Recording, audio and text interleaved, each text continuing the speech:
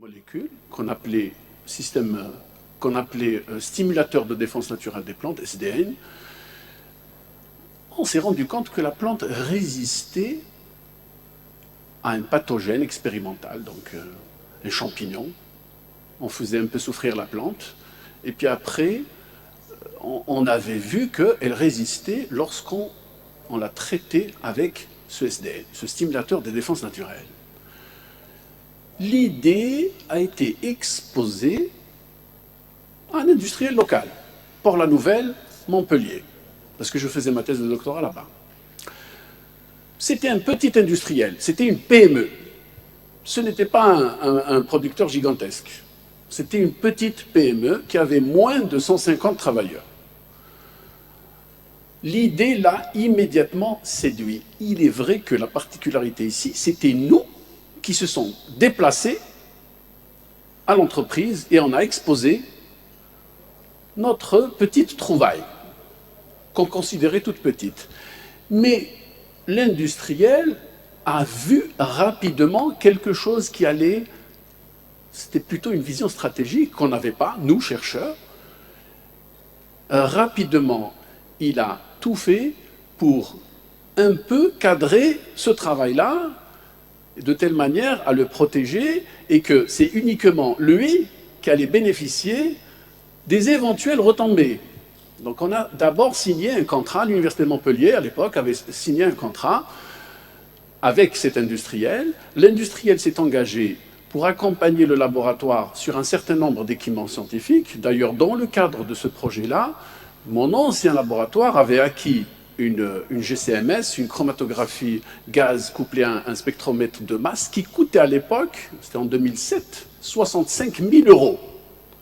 65 000 € payés par une PME. C'est une grosse somme.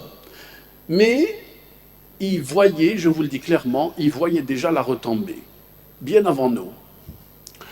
Du coup, nous avons travaillé sur des modèles de plantes. On avait travaillé à l'époque sur vignes et cucurbitacées, c'est-à-dire famille du melon.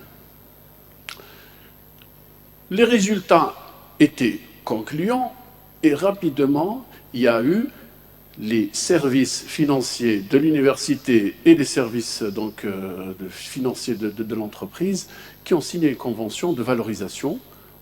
Donc je ne me rappelle pas très bien des termes, je m'excuse, je vous ai dit, je n'ai pas bien préparé mon intervention, mais les clauses du contrat, l'université a dû payer 25 000 € pour récupérer une partie des revenus de l'idée, après exploitation. Le SDN actuellement, qu'on a développé, dans le stimulateur de défense naturelle, se vend actuellement sur les 4 coins de la planète. L'entreprise, c'était Soft Port-la-Nouvelle, sur les 4 coins de la planète, parce que tout simplement, c'est un produit, on peut traiter essentiellement les maraîchages et certaines plantes fruitières, et avoir le label bio. Ça veut dire que c'était un traitement biologique, finalement. Donc, du coup, tous ceux qui produisaient bio pouvaient utiliser ce produit et mettre le label bio sur leurs produits. Donc, ça provoquait pas de problème lors de l'analyse et du dosage des pesticides et autres. Du coup, je vous le dis clairement, c'est quelque chose... Bon, là, personnellement, je touche rien du tout sur cette invention-là.